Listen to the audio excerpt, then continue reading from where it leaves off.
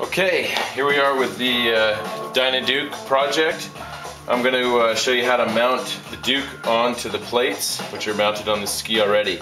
All you're going to need is stuff that comes with it, really. It's just the Allen wrench that you get with a kit. You're going to need, for each of the skis, you're going to need 8 M5 by 10 flathead screws and 1 M5 by 10 button head screw per ski. And you're going to need some 242 Loctite. This is the releasable blue Loctite. I get a big jar because I use this stuff all the time, but you'll get a small piece with your kit. So what you're going to do is first you're going to go ahead and put a little bit of Loctite on each of these screws. Just put a dot on each screw. And you'll see it kind of soaks around all the threads on the screw. You don't need to drown in this stuff, you just need a little bit. Pretty much a little drop. Alright?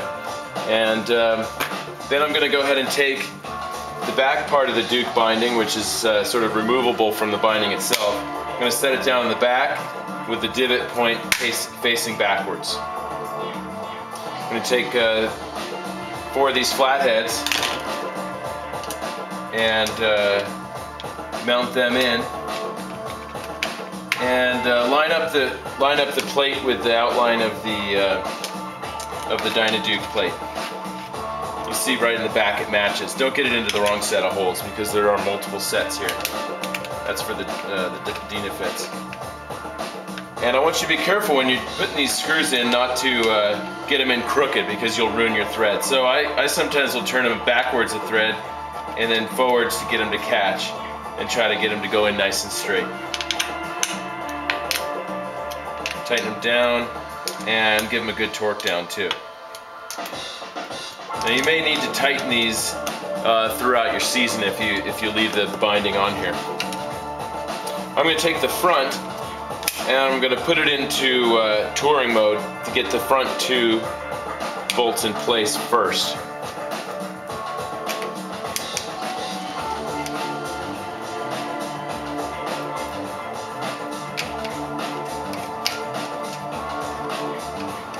Make sure they go in straight again.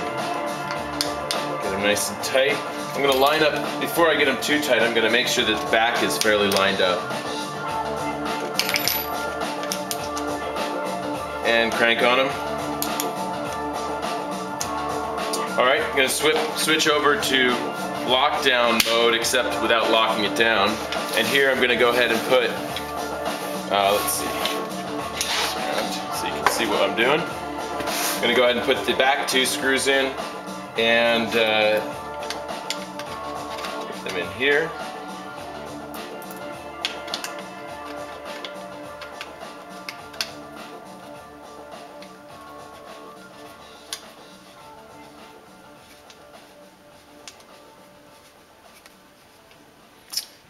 And just torque those down as always.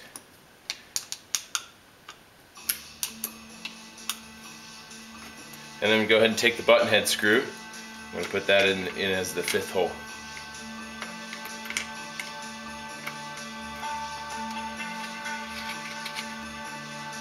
And that's literally all you got to do to put your bindings on. Pretty simple.